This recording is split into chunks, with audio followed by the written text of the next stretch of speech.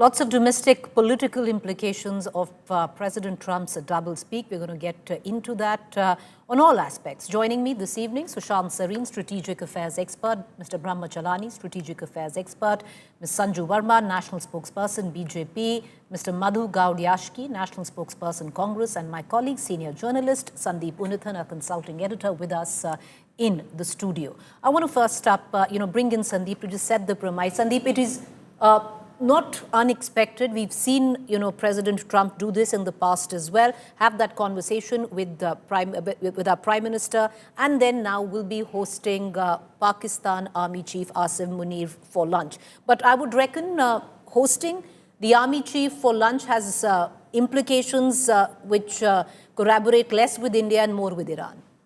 Absolutely. And, Preeti, this is all part of the plan. If you're wondering what happened between the United States and Pakistan in the last couple of months, Pakistan has staged a, somewhat astonishing comeback in the last few months.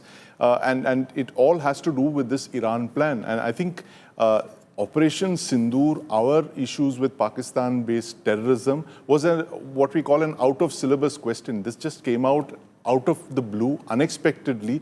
The United States wanted Pakistan on its side clearly for what they were planning was the big Iran game. And this is what it answers a lot of our questions, which is why did Asim Munir and why did Pakistan suddenly become so important for the United States? And it's not that surprising if you look at history, Preeti, because the Pakistan army is an army that survives and thrives in crises in the region. In 1979, it was the Soviet invasion of Afghanistan. You had General Zia, who had made the full use of it. He created his nuclear weapons programs. He developed the nuclear weapons while the West looked the other way because he was an ally in the war against the Soviet Union. And then in 2001, it was General Pervez Musharraf, who was again this major non-NATO ally for the United States in this war against terror, in which he was also fighting with the Taliban at the same time, running with the hares and hunting with the hounds. And now you have General Asim Munir a few years later, who's the dictator in all, but in appointment. But he is the one, the man of the moment as far as the United States is concerned. He is the one who can help the United States in this ongoing Iran crisis. And this seems to have been the run-up to this luncheon meeting, Preeti. This fact that they were quoting Pakistan, specifically the Pakistan army, and Operation Sindoor was a distraction the United States did not want. Fair point, because if it was any other way, it would have been the Prime Minister. A rather embarrassing picture today will be painted for the Prime Minister of Pakistan, where you have President Trump lunching with the Army Chief. I want to bring in Brahma Chalani, Strategic Affairs Editor as well, because Mr. Chalani, of course, there are domestic political implications. We'll get into that with both the Congress and the BJP spokesperson, but at a larger level. It clearly seems to suggest, and now the writing's on the wall, you're practically on your own. That's true. But it's important to remember that General Munir's invitation to the US predates Israel's preemptive war against Iran. The Trump administration invited the Pakistani Army General largely to address issues about the US-Pakistan relationship and also about South Asia. Iran, of course, is now going to figure also in the discussions.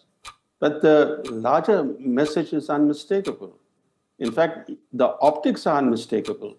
Trump is telling India that the US still sees utility in Pakistan's military, that it won't let India's battlefield victories dictate American diplomacy, and that Washington's warm ties with New Delhi do not preclude America's tactical warmth toward Rawalpindi. Trump may also be signaling to India that he will act on his own instincts and strategic calculus, not based on Indian interests or Indian concerns. In effect, the message is that India may be a strategic partner of America, but not a veto holder on America's dealings with Pakistan. In fact, Trump's luncheon meeting with Munir is a stark reminder that great power diplomacy often overrides regional security interests.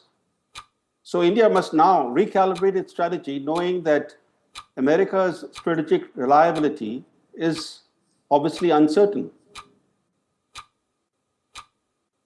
Do you think that's really going to happen, Mr. Brahmachalani? Because especially with, we had Sandeep Punithan, who said it for what it is, that Operation Sindoor was an out-of-course, a question which came in from an out-of-course syllabus, and therefore India didn't really know how to react to it vis-a-vis even America. We have to keep in mind that what Trump is doing vis-a-vis Pakistan is what Biden began during his presidency. It was Biden who initiated the IMF bailout packages for Pakistan. It is Biden who modernized Pakistan's F-16 fleet, making it more lethal against India. It was the Biden administration that helped Pakistan exit the FATF gray list. Trump is taking off from where Biden left. So what we are seeing potentially is a revival of the Cold War era US-Pakistan strategic collaboration. And Trump's meeting with Munir seeks to normalize Pakistan's international standing. Here is a rogue Pakistan, a long-standing sponsor of cross-border terrorism, being not only being welcomed to the White House, but its standing being normalized. This is a potent geopolitical message, a message that New Delhi cannot overlook. Fair point, because it's strong messaging in regional security, diplomacy, strategic, alignment. Mr. Chalani, just stay with me. I want to come back to you for one quick question. I just want to bring in Sushant Sareen in. Sushant Sareen, do you concur with Mr. Brahmachalani? It's a wake-up call also for India, which I guess has been ringing for a while. But Preeti, while there are some points I agree with what Brahma is saying, but I don't know, did we go into a relationship with America with closed eyes? I mean, why do we whine all the time? We are not married to the United States. We have a partnership with the United States to the extent it serves both our interests. When the Americans wanted us to break away from Russia, did we? Did we give up our relationship with Russia? Now, the Americans need the Pakistanis. Of course, they will go and, it's like Friends with Benefits, the title of a book, a very good book on India-US relations. So I don't think we should be expecting the world out of the Americans. Secondly, on Trump, look at the way he's treated some of their closest allies and friends, whether in Europe, in Canada, any of the other countries. So that's the kind of beast he is. That's the kind of beast we are to deal with. So I don't think we should have any starry-eyed notions about it. Third, look, when we want to do what we want to do, we always have to proceed on the assumption that we are going to do it because we are on our own. I don't think anybody, or we should not get into a situation where we think somebody is going to come and bail us out. Nobody is going to come and bail us out, nor are we expecting anybody to come and bail us out. So I think we need to be very clear about these things. But this particular meeting which has happened is kind of, I would imagine that there would be implications for India. And I'll tell you why. See, the ask from Trump could be simply personal, mining rights, etc., etc. But the fact that he's calling somebody like Munir, giving him a lunch, this apple polishing is going on, that means they're asking for something a lot more. Now, for whatever they are asking the Pakistanis, what is the Pakistani ask going to be? I would imagine the Pakistani ask is going to be on India. It could be on Indus Waters Treaty. It could be on getting India and Pakistan to talk. It could be some of those stuff. And I think the statement which has been issued by the Prime Minister today seems to preempt it. One, he dodged the bullet. When Trump invites him over, he dodged it, right? That was well done. Secondly, I think he has made it very clear that we have never accepted any kind of mediation on Kashmir or any other bilateral issue from any third party. So I think he has also set down his red lines. Okay. Does this mean Trump will not try to push us under the bus? I wouldn't hazard a guess on that. It is possible. But then, look, if we are a sovereign country, if we have this concept about ourselves that we are a strong country, then we'll stand up to Trump. We'll stand up to whoever there is. That's our own benefit. All Why right, we are Sushant Singh. whining? Okay, okay, fair point. But that's the question, because I think domestically, that is the question that has been brought up. Just a little bit more patience for our political panelists. I just want to bring in Mr. Brahmachalani, and then we're going to let him go. But Mr. Brahmachalani, that's the question that has been brought up, that did we stand up too late? We speak of drawing a very hard line in the sand. The red line is what we are calling it, which the Prime Minister did in this telephone exchange with President Trump. But A, did it happen too late? Prime Minister Modi has made considerable political investment in building strong ties with the US. That has been the defining feature of Modi's foreign policy. So, in that context, the optics are quite problematic. Look at what Trump sought to do. In order to balance his invitation to General Munir, he tried to invite Prime Minister Modi to Washington and play the role of a mediator in Washington between India and Pakistan. It was a trap. Fortunately, Modi's schedule was such that he had to go to Croatia, but it was a trap that he laid. But the optics are what we cannot ignore. The Pakistan army, as everybody knows, is not merely a stakeholder in Pakistan's national security. It's a de facto ruler of the country. And by engaging directly with General Munir, Trump is legitimizing the military's central role in Pakistani politics and also giving it a role in regional security.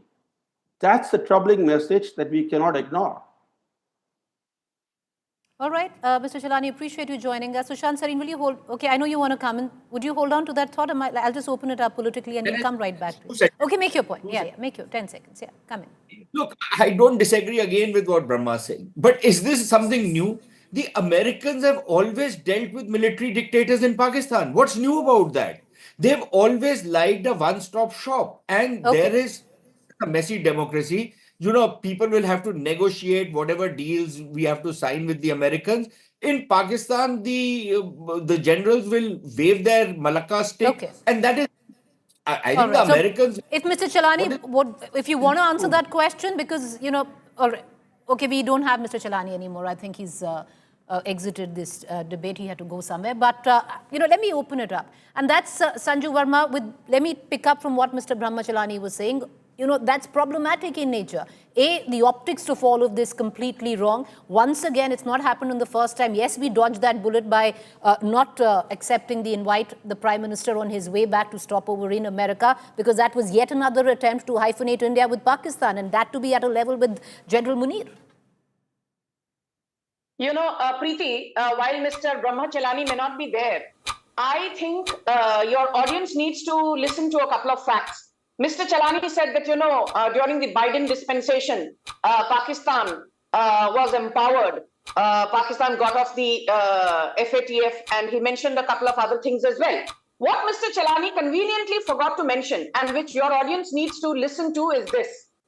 We signed the LEMOA, Logistics Exchange Memorandum Agreement with the US in August 2016. We signed the COMCASA, Communications Compatibility and Security Agreement with the United States in September 2018. We signed the BECA, Basic Exchange and Cooperation Agreement for Geospatial Cooperation with the United States in October 2020. We rejuvenated the Quad, which was basically lying decadent despite being formed in 2007. We joined the MTCR, Missile Technology Control Regime, in 2016. And we had the US supporting us. Don't forget, in September 2018, for the first time, the 2+2 ministerial meeting with the US of A was held in New Delhi. The second edition of that meeting was held in Washington, D.C. in 2019. My limited point is this. During the Biden dispensation, Indo-US relations were pretty strong. And as far as Trump is concerned, the fact of the matter is this. He may have invited Asim Munir to the White House, but to hyphenate India and Pakistan, I mean, you have to, have completely lost your marbles to be doing that. And I don't think even Trump is attempting to do it because, like I say, good economics and good diplomacy go hand in hand. Today, India's GDP is more than 13 times higher than that of Pakistan's. Our forex reserves are 68 times higher than Pakistan's. and our exports are 33 times higher than Pakistan. So, Right.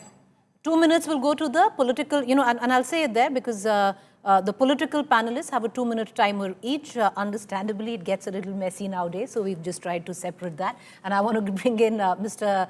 Yashki. It's interesting, sir, because you can raise all these questions, especially at the back of the conversation that President Trump had with our Prime Minister, where you said this was delayed response, disclosure of sensitive information. One doesn't know what that indication is, comparison, which, of course, hyphenating India with Pakistan. All of that. There was a bit of a faux pas, one would say, because you had Congress General Secretary quoting an old readout in the current context, which was a tad bit embarrassing. But in the larger picture, Madhu Gaudyashki, what is the issue that the Congress really has right now? You've been asking for a parliament session, a special parliament session. That has been denied, but 21st July, you have the monsoon session to put forth your issues. Pretty more than the Congress raising this issue, it's the people of India's interest, what Congress is raising, not our party's interest here. Let me quickly tell you, Preeti. I was a 10 years member of parliament. I was standing committee member for external affairs. During the civil nuclear deal issue, Manmohan Singh's government successfully alienated US President when they visit India, and we stopped George W. Bush and Obama visiting Pakistan. Otherwise, earlier, every US president used to visit after visiting India. Secondly, the track to diplomacy, which during UPA time, we successfully engaged Indian Americans to influence US senators and congressmen to stop the financial aid to Pakistan, with indirectly using that aid to sleeper cells operating those terror groups around Kashmir. That is a success story of UPA government and Manmohan Singh's diplomacy. Here, utter failure, in spite of Narendra Modi ji has a great interest of, he was denied 10 years visa after Godra issue, 10 years. He was keen to develop a closer relation with the US, and it shows its utter failure. What is stopped Honorable Prime Minister to deny when President Trump, Vice President Ribeiro, Secretary of State, and they even filed in New York court that trade was used to negotiate between India and Pakistan to stop the war? What has stopped the Prime Minister of India to say that there's no involvement of Trump, neither the US government, negotiating between India and Pakistan? It was our own issue. I traveled with Brahma Chelani to Germany when Yashwant Sinha, as a BJP leader, was also with us. When we go abroad, we speak one voice that we represent India, not any political parties. Here, I could clearly say Modi's diplomacy, foreign policy is utter failure. It's a slap on us. And when Trump is...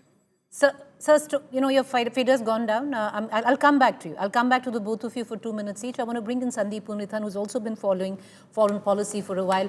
Sandeep, the charge is that maybe we've been diplomatically manipulated, or it has been the multi-aligned policy of India that hasn't quite worked. We find ourselves, in a position of hostility where possibly every neighbor is hostile to us. The question, Sandeep, would also come that when we define a new normal now dealing with Pakistan post-Operation Sindoor, are we also looking at a new normal where diplomacy with America is concerned?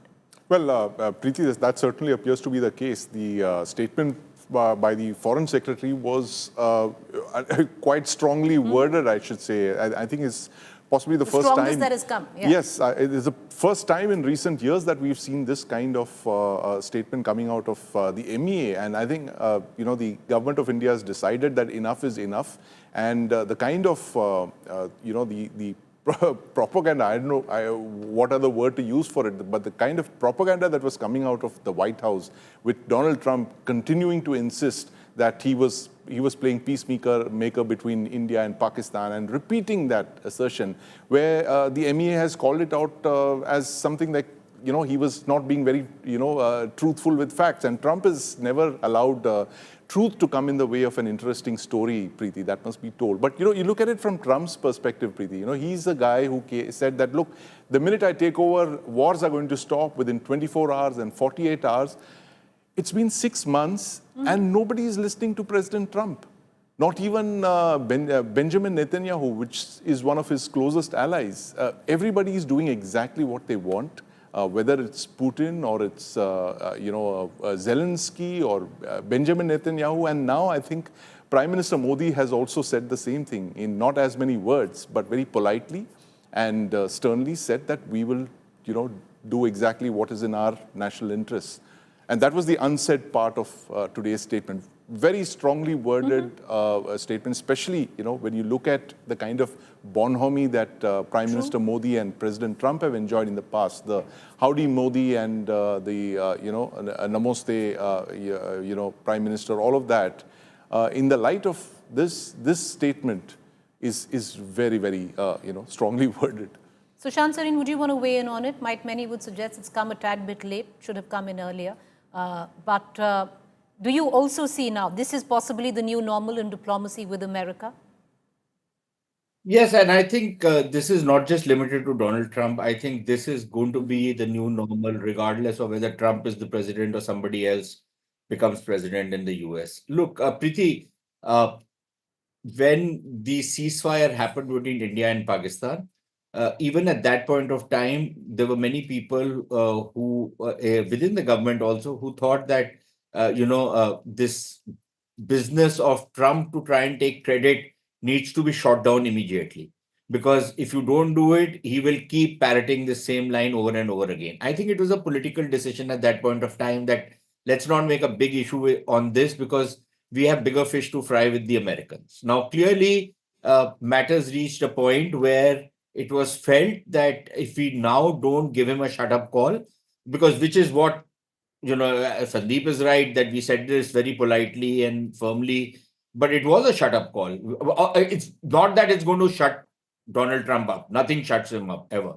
Right. But the point is that this is what Mr. Yakshi was talking about. Yes, I personally am of the view that it should have been said right at the outset. But having said this today, we've said exactly what Mr. Yakshi has been asking of the government. That is exactly what has been said by quoting the Prime Minister and his conversation with Donald Trump today. So I think that we've set the record straight. Now let us see how the Americans are going to try and push back. Second, Preeti, let's also not get carried away with this thing that, our relations with all our neighbors are bad. Historically, our relations with our neighbors have always been testy. I can tell you, for example, in the late 80s, when Mr. Rajiv Gandhi was the Prime Minister, we had terrible relations with Sri Lanka. We had terrible relations with Nepal. There was a blockade of Nepal during Mr. Rajiv Gandhi's time. With Bangladesh, we've always had terrible relations. The best 15 years was when Sheikh Hasina became Prime Minister. So, we can, if we want to see history only in the context of what happened 2 weeks back, then yes, it's one thing. But if you look at the longer span of history of the subcontinent over the last 70, 80 years, our relations with our neighbors, there have been ups and downs. We've had bad relations with Nepal even during Pandit Nehru's time. So, when we say that our relations with all our neighbors have gone bad, I think we should be careful rather than making such sweeping statements.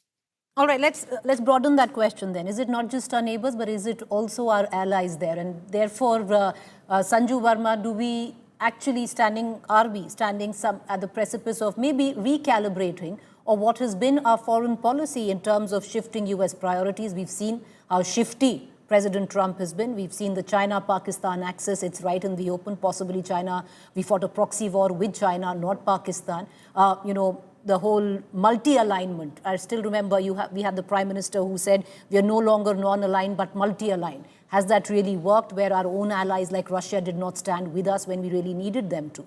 So is there at least an understanding and a reflection of recalibration?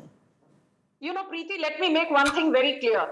Foreign policy is one of the biggest, and the strongest standout points of the last 11 years of the Modi government. And I'll tell you why.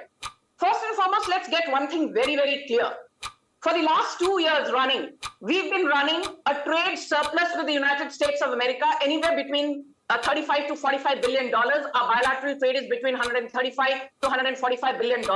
We've had two highly successful FTAs, one with Australia, which we signed 18 months back, and one which we signed with the United Kingdom barely 3 months back. And signing an FTA with the United Kingdom is great news because it gives us greater access to important markets, right from leather goods, garments, textiles, and apparels to what have you, to mangoes and grapes.